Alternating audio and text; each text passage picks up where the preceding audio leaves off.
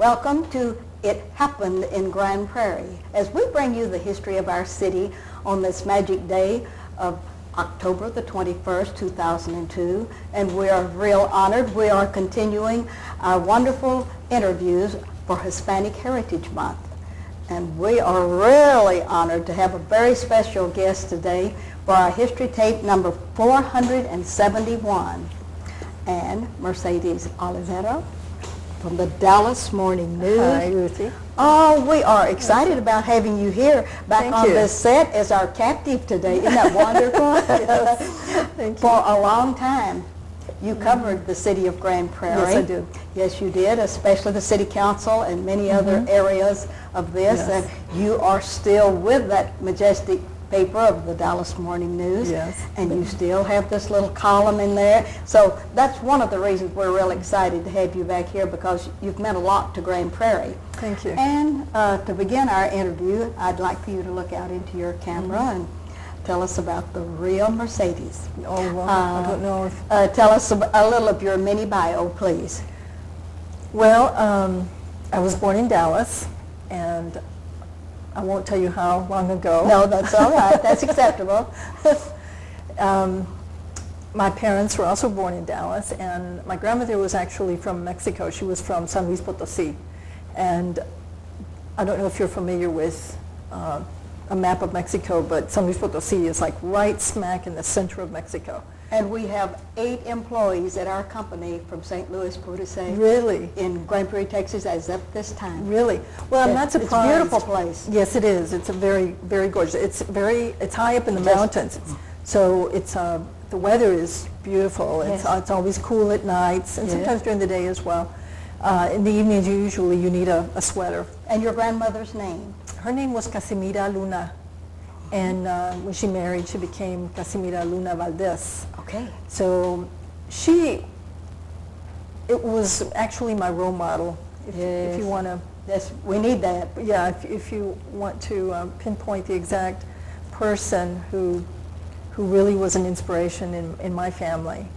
My grandmother opened her own Mexican food restaurant in 1936, and in Dallas, on McKinney Avenue. Yes. Right across from El Phoenix No. 1. Uh-huh. And I think she had it for like 36 years, and we grew up in the business. Yes. My brother and I have a brother, all my family, we ended up working there. We were not chief cook, but everything. Everything else. From bottle washer to hostess, waiter, waiting on people, Yes. bussing tables, cashiering. We did everything. We ran. That's wonderful. It was our business. So we grew up in that environment of working hard and being responsible and dealing with the public and dealing with people and working with employees as well. And it was a very great learning experience for me personally, and I think for my brother as well. And you have only a brother? Yes, I just have one Let's brother. name your brother. His name is Ruben Porras, Jr.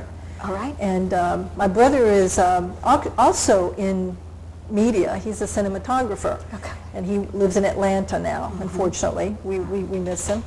But he works with NFL Films. Yes. And has won 2 Emmys. I'm really proud of him. Yes. For his work and his ambition, his drive. He really loved to write, and we always thought that he was going to be the writer in the family. Yes.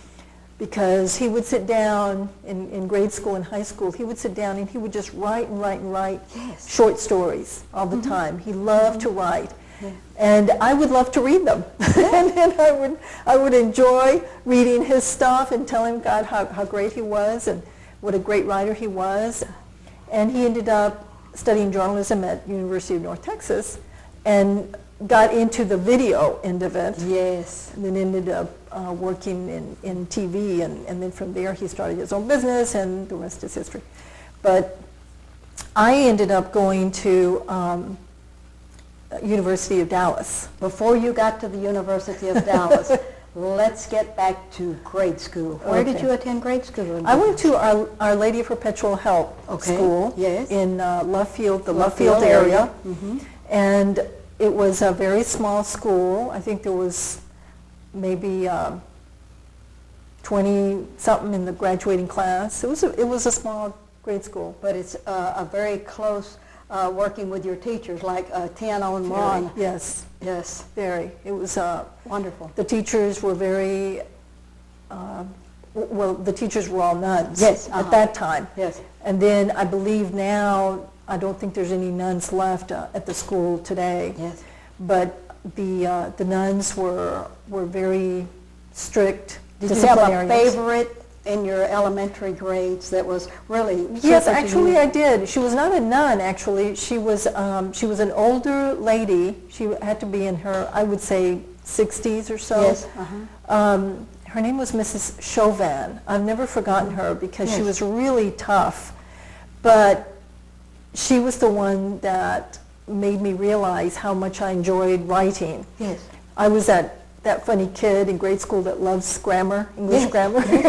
Yes. And I really enjoyed writing essays and theme, term papers. I loved all that, just as long as it involved writing. And my teacher, Mrs. Chauvin, bless her soul, she was so strict and hard on me that that I didn't like her very much.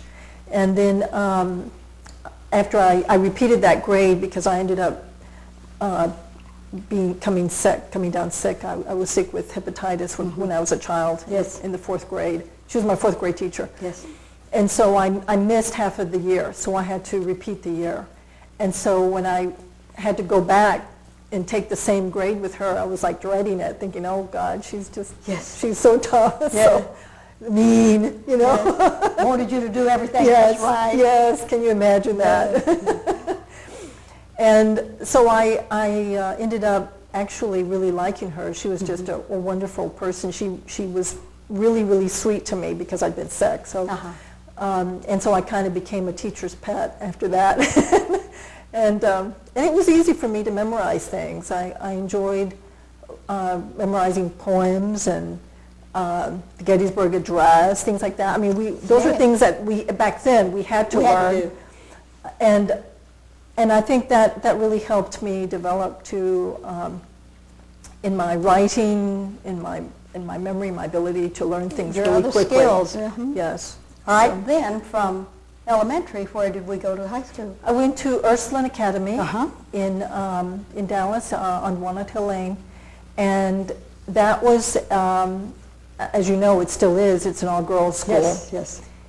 It was pretty tough academically, but it was also, I think, a very thorough and complete and more scholastic type of education. So favorite subjects, favorite teachers? English, still, of course. Still English, yes. And I loved logic too. We took a course freshman year or sophomore year in logic that I really enjoyed taking because I really like the way, I like things that are very structured and orderly. Get it in organized. Yes. Have it organized. Yes, and so it helps all of those things that really help your mind develop and help you function later as an adult. Favorite teacher, though? Favorite teacher? That inspired you to maybe want to go on to college if your parents or someone like that was not your motivator? Well, actually, it was always assumed, when I was growing up in my family, it was always assumed that we would go to college. Yes. There was never an option. It was, you will go to college. That's it. So there was never really a discussion about that. And plus, because I was usually very academically oriented, I really enjoyed studying and reading, especially. I enjoyed reading literature, and so, like I say, English Lit was my favorite course. Then it was just not a question of if, but where was I going to go. And back then, when I was in high school, I had also a real interest in drawing. in being creative. Yes. And unfortunately, even though English literature and literature in general were my favorite subjects, English, writing, themes, and so forth, composition, everything, nobody ever really had told me, you can make a living at this. Yes. You know, nobody ever said, you're good at writing, you should write for a living, or you should, you know, become a journalist, or nobody ever told me this. I kind of just stumbled into it.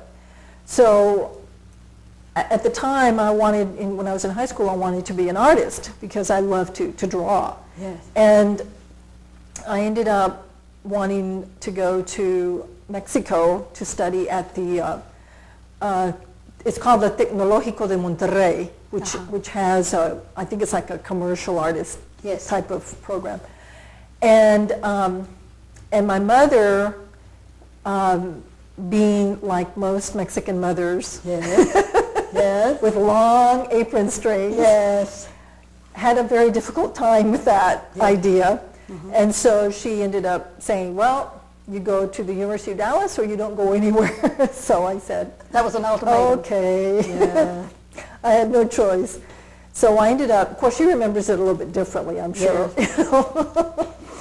But I was very disappointed because I wasn't able to go to the Tecnológico, but I ended up going to UD, and I ended up majoring. Actually, I changed my majors like 4 times. Well, good. It was something that, you know, when you start out as a freshman, you never really know what you want to do. The basics, and then go from there. Yes, you just figure, well, you know, this looks interesting, I'll try this.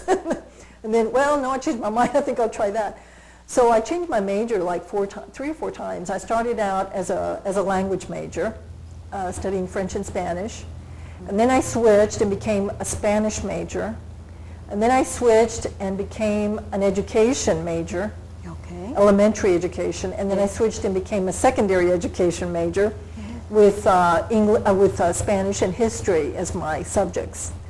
So that's what I ended up finally graduating with, was a BA in education. Yes. And I was going to teach Spanish and history. And I ended up, my first teaching job was in Irving, at the Irving Independent School District. With what school? Bowie Junior High. Bowie Junior High. I was there for just a year, actually. But what happened was my senior year at the University of Dallas, I went to the summer of my senior year. I decided to go to Spain for a summer seminar program. And I ended up finishing my credits there. I took a couple of credits in history or something. And I graduated. I ended up graduating then, because it was in the summer. I graduated the following December. But I ended up meeting my first husband there. Yes. He's a Spaniard. So I ended up going back. I taught for a year. I came back to the States. I got a teaching job. I taught for a year. And then at the end of that year, or maybe it was half a year, I went to Spain. New York University had a master's degree program in Spain and in Madrid. And so I signed up for it, and I was accepted, and I ended up studying for a year in Spain. Yes, that was exciting. That was very exciting. I spent a year in Madrid and did a little bit of traveling, not as much as I would have liked to, but did get to see Sevilla, Granada, a few other places. Yes. It's a beautiful country. And then what happened to Mrs. Oliveira? Well, that's how I became Mrs. Oliveira. Okay. So I ended up marrying, and I had a daughter. And her name? Her name is Monica. Monica. And she's just I don't want to say a chip off the old block, but she also enjoys writing. Good. But not journalistic writing. Yes. She enjoys fiction writing. So she is. That is wonderful. She's a very good writer. She's just not pursuing it. Her interest right now is in animals, and she works for the Fort Worth Zoo. And is very good at what she does. She really likes animals. And when did you peel away from education and get into Well, that newspaper writing? That happened on my return home from Spain. I was working, studying. Actually, I was studying for my master's degree. I was finishing up. I was preparing to take the exams because they were, instead of a thesis, you had to take these hugely long exams. They were a couple of days each day, 4 or 5 hours each day. They were pretty extensive. And I found out that the Morning News was looking for a columnist. They wanted a Mexican-American columnist. And my mother was the person who actually mentioned it to me because they had approached her to see maybe if she knew anybody. And it happened in a very interesting way. My family, as I mentioned, my grandmother owned a Mexican food restaurant. Well, every Wednesday, we would have the editors of the Dallas Morning News go eat at our restaurant. Yes. And so we had Mr. Kruger and Mr. Simmons and Mr. Evans and all of the big wheels. Terry Walsh, yes. All of them would go eat there every Wednesday like clockwork. Well, they'd show up. And so they got to know my mother, they got to know my family, my grandmother and myself, because I was always working there. Yes. So they knew our family, and they knew that we were an old family. Like I say, my grandmother, when she came over in 1919, when she was 17, she was just a little baby, a little girl, which I can't imagine doing today. But she started her restaurant on McKinney, and then she moved it to Maple Avenue. So that's where we ended up meeting the editors. So the editors knew who we were. So it wasn't a big surprise when I called Mr. Simmons up and I said, I hear you're looking for a writer, and I'm very interested in doing this. And so he said, well, show us what you can do, write us some sample columns, and we'll take you into consideration. Yes. So that's what I did. In what year was all of this happening? 1975. 1975 was when you first interviewed for the Dallas Morning News. Yes. And I went back a couple of times. I kept calling and, I want this. I want this job. I want this. Yes. And Mr. Simmons was Tom Simmons. He was a fantastic newsman, a real journalist, and was a very, I think, intuitive person. And I think he saw something in me, and he thought that he had enough confidence in me that he figured I could do this job. I was up to it, and I was. And I didn't really realize at the time, it was something I felt like, oh, this is a writing job that I would just love to do. And I never really thought about it as something long term. As a career forevermore. Yes. I never really thought of it as such. It was just that I wanted to write. I had gotten my master's degree was in literature, Spanish lit, and I was going to, and I had started writing a little bit. Excuse me, and it was a surprise that I would end up doing something like this, but it was something I really enjoyed. Mm-hmm. And when you went to work for the Dallas Morning News, what possibly was your first assignment outside of the paper, where you would get out as a reporter or a columnist and go out and do your research in the community? What brought you to Grand Prairie? Well, it was 1984, I think, or 84, 85. Mm-hmm. I had already been writing the column at that point about 10 years, 8 or 10 years, and they essentially they needed someone in the Mid-Cities Bureau. Mm-hmm. I had started reporting the year before, and they ended up giving us different assignments, and I ended up coming to the Mid-Cities Bureau, which my assignment was to cover Grand Prairie, and essentially cover Grand Prairie City Hall. And were you surprised at what you found in a little blue-collar town of Grand Prairie, Texas in the 1980s? It was. I was interested in seeing how government works Yes. in a small town. In a small town. And I really enjoyed that experience because it really showed me how, what the adage is true, all politics is local. And Yes. local politics is really where people can really get involved in how their lives function. Mm-hmm. Because it's the decisions that you people make, the city council people make, really have an impact on people's lives. And while coming from Dallas, of course we would watch the goings on at Dallas City Hall, but when you get into a smaller town, you can really see how there's so much personal interaction. Yes. It's much more person to person, much more one-on-one, I think. And therefore I think it's you can be much more effective. Yes.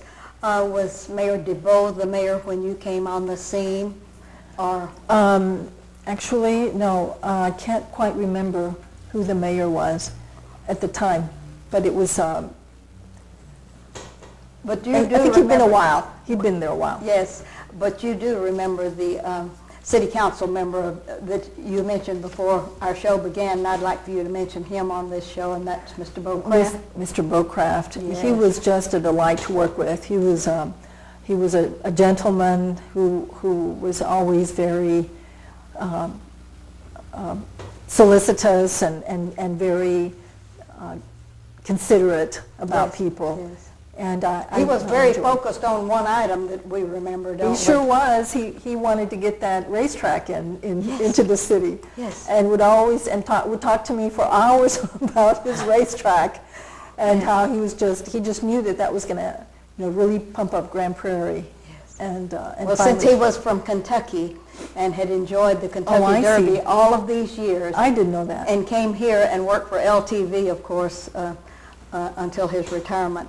But I think that was one of the motivating factors for Mr. Beaucraft. Yes.